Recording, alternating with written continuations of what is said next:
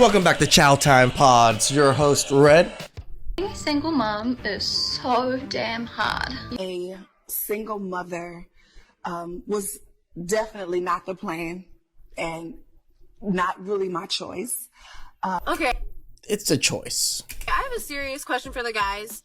Why is it that you try so hard to get a girl, and then once you get that girl, then you start to treat her like garbage?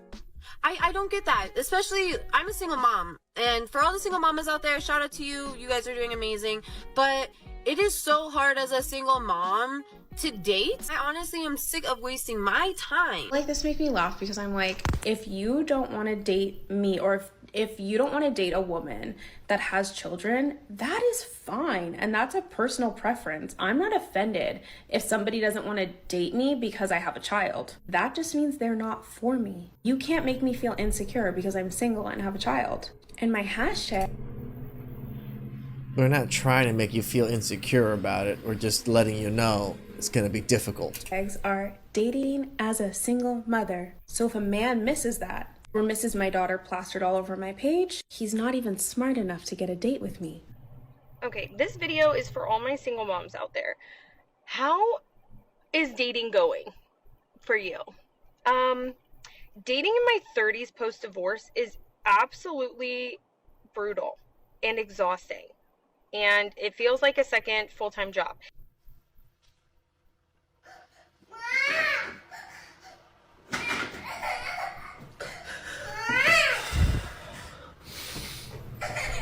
Really? And this is the whole video is just you recording yourself crying because you can't handle life. Just seen a post that said single moms be having all these standards and they baby daddy meets none of them. Like, of course, he was the lesson. Now she knows what to look for in a man and what not to look for. She stood on business and she moved on.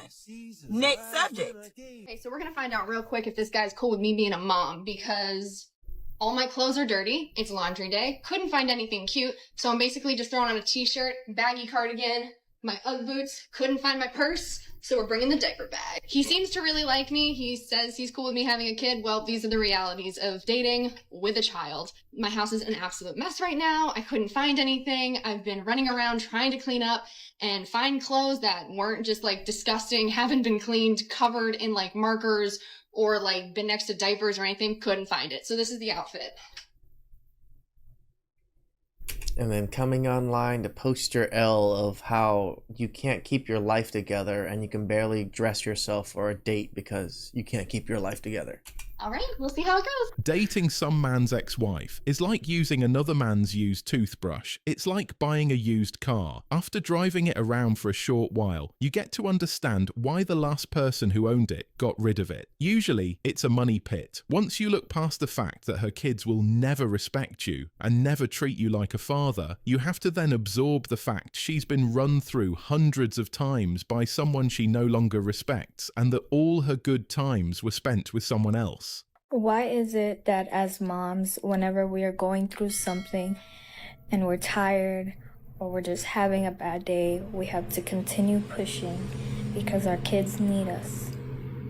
But when dad's tired, when dad came home from work and he's been working all day and he's exhausted, he needs a break. Why is it that the only alone time we get is sitting on the toilet, which doesn't even work half the time because your toddler walks in the middle of you pooping? You have to rush out of the shower because someone needs you. But dad gets a shower in peace, no interruptions. I don't care what any baby mama say. Having to raise your kids by yourself is not a flex. And this is coming from a single mother. Listen to your sister. Don't let any baby mama deceive you into believing that being a single mother is more convenient than being a wife. You hear me? When I was pregnant with my daughter, I went through the whole pregnancy by myself. Ain't nobody going me to no appointments, no baby shower, no gender reveal. When my water broke, I got us to the hospital and from the hospital. And I can go on and on about my baby daddy. F my baby dad. F my baby dad. But I slept with him. So what kind of woman did that make me? A crazy motherfucker. I like this one. You way too beautiful, way too smart, way too intelligent to be going through something like that. So live your soft girl life. Ain't nothing wrong with saying you too good to be a baby mama. You right. Because us strong black women not strong because we choose to be. We strong because we have to be. Do you guys ever think about how TikTok is like a dating app for moms? It's like swipe, ooh, she looks cool and fun, I'm gonna add her. And then she adds you back, and then all of a sudden she's sliding in your DMs and she's like, hey girl, and you're like, hey. You're pushing 30 and you don't have any kids, you don't have any excuses. I'm not saying this to be shady at all, but I see so many posts about people that are my age with no children saying, oh, well, I don't have any children, so I have my whole life ahead of me. And I love that for you because you do. Yes, wait, please. But hear me out. If you know people around you that have children that are always on their shit, give them a round of applause because it's not easy. And yes, being a mother does make my career a little challenging, but it's the motivation I needed. But if you don't have kids, trust me, that free time is your motivation. The fact is that very seldom does a solo woman become a solo mum because she was dating the men that she put in her friend zone. She became a solo mum because she was chasing after Chad and Tyrone all the time, still trying her luck even... I mean, trying to get the top tier man. Top tier men don't usually pick you. That's just the problem in life, right? After the thrill in high school and then college, why would you want to financially, emotionally, and physically support some other dude's kids? They made their choices, and now they need to suffer the consequences. It is just that simple. A single mom, would you say that having a daughter has made your dating life harder? Oh, absolutely. Not everyone wants to be a stepdad. And so that circles back to the question, why am I single? Is probably because of that. So why are men less likely to want to take on another woman's child that isn't their own? It's a whole nother responsibility that they didn't sign up for. True. So do you think you have a better chance dating a guy who also has a child of his own? Yeah, I think they're more open-minded, but I'm on the same boat where I also don't want to take on the responsibility of another kid.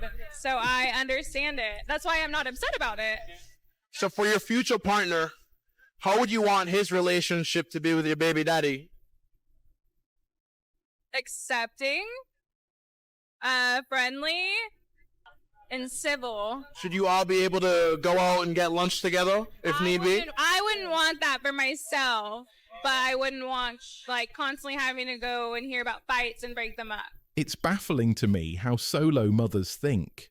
Even if the standards you use to choose Chad are the ones you use to find the next man, your basic point has to be that he should be a good father. So, without anything changing, the man now has to jump through extra hoops to get exactly what Chad got from her, plus the extra burden of raising another man's child. I love that women are finally coming to the realization that men don't want to take care of them and be their slaves anymore. The moment women decide to go back to being women and let men be masculine, their lives will improve. Hold the line, men. Women are suffering. They're gonna have to change sooner or later, or they just die off. Either way works for us. I'm divorced. Of course I gave up on my marriage out of nowhere, and he was totally shocked when I finally said I wanted a divorce. I'm divorced. Of course I'm a gold digger, and now I'm living my life carefree. I'm divorced. Of course I'm damaged goods and a red flag. Run, boys. I'm divorced. Of course I didn't try counseling before filing for divorce. I'm divorced. Of course I'm the villain because I chose to end it, even though they would have stayed in a miserable marriage for 10, 20, 30 years. I'm divorced. Of course it's because I don't understand the true meaning of commitment these days anymore. Chivalry is dead. I'm divorced. Of course I'm gonna brag about it on the internet like it's a flex. I'm divorced. Obviously I stopped drinking, stopped binge eating, and started working out every day and had a total glow up. I'm divorced and I post about it on the internet, so I should just be okay with all the bullying that I receive for being divorced. Yup. Yeah. Whatever you post on the internet is allowed to be bullied. And I mean, not allowed in a sense, but people are allowed to say whatever they have of their own opinions. You posted it online. Divorced and hitting the wall hard. Tears, debt, early menopause, desperation and varicose veins. And that's when the wall is only getting started. I've never made a video talking about why I wanted divorce, so I guess let's dive into it. Because on my Get Ready With Me video that's got millions of views, a lot of people are like, step 1 for weight loss, divorce him. And no, that's not like what my intentions were with that video. That's just sadly part of my story. For those of you that don't know me, my name's Lauren. I'm a weight loss influencer and I lost 87 pounds and also happened to get divorced. So let's go way back to the beginning. I met my ex-husband in college my first semester in 2014. We got married May 1st of 2017. We were in college at Missouri State at the time, and he just like grabbed my promise ring and asked me to marry him, and then a week later told me he wanted to join the army. So, which we had been dating for 3 years. I loved him. He was like the love of my life. So I said, yes, like love is all we need, right? So dropped out of college. I got my associates in general studies, but like never finished my bachelor's at Missouri State, and went on to become an army wife. And got it in my head that I needed a baby instantly since I was leaving my family to go move like somewhere in the country, which what was wrong with me? I was 21 years old and like demanding a baby.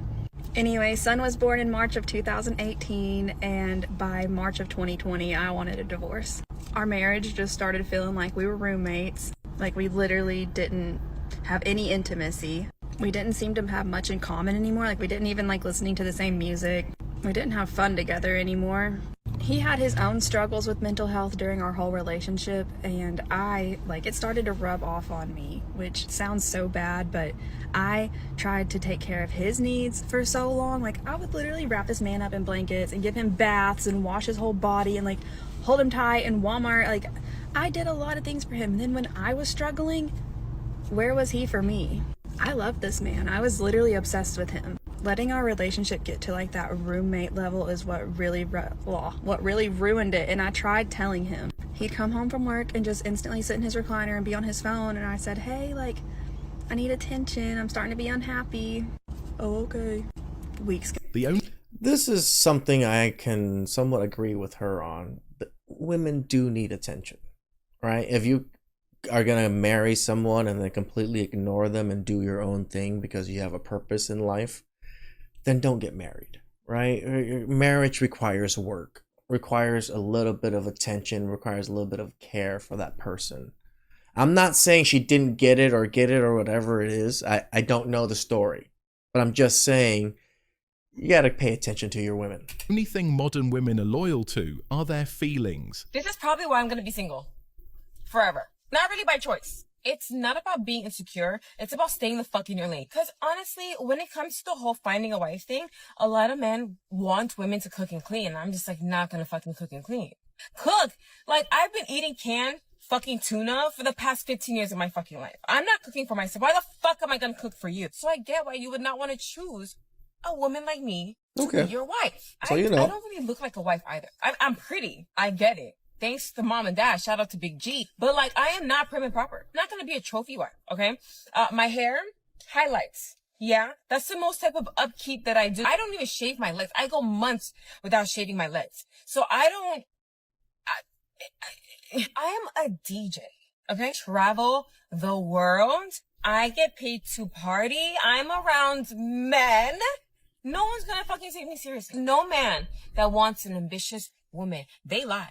Women with ambition are women that can't be controlled. No, we want women with ambition, but not the same ambition as us, right? We want them to be ambitious that want to create families, that are ambitious that want to raise wonderful kids. Those are the ambition we want our wives to have. You have a voice. Your voice gives an opinion. Men don't like women to have opinions. So in conclusion, amongst a lot of other things, I just feel like I'm going to be single forever. Not because of me not choosing men, but because men not choosing me. Because clearly, I just don't make the fucking cut. You don't. The absolute nerve of these women astounds me. Leaves her husband because she's bored and still expects unconditional love and support from the man she left. The double standard boggles the mind. Unwilling to love unconditionally but angry about not receiving unconditional love after ending the relationship. The sense of entitlement that must exist to anticipate receiving affection from someone you have hurt and discarded is staggering. I've been divorced since 2017, and today I had to recall something from my old life, as I call it. So, when we were married, he was in the Virginia retirement system, and during the lifetime of our marriage, I get half of his retirement funds. Well, we've never split that up, so we've decided to go ahead and start doing that. And in order to do that, you have to hire a lawyer, and you have to go through what's called a quadro. So it actually goes to the courts, and they have to approve this, and we have to send in like our divorce decree, and it's a big pain in the butt, and it costs a lot of money. So we're in the middle of doing that, and the lawyer's office called me today and asked me for my social security number and his social security number. Can you explain to me why I still know his social security number just as easily as I know mine? Like, why? When is this going to stop? It's knowledge. Once you acquire a certain amount of knowledge, you just have the knowledge. Guys, all you need to know is if she divorced the last guy, she'll divorce the next guy. She's used to living off of the money from the previous guy. She has every reason in her mind to add to that with another divorce. But yeah, make a video about why she still knows her ex-husband's social security. That's going to make your life better. I'm shaking my head. Thanks for watching. That's the other scary thing about divorce, right? They kind of have all your info, and they really wanted to destroy you. They actually can, right? They can sell your information, steal your information, open up credit cards in your name. They have everything.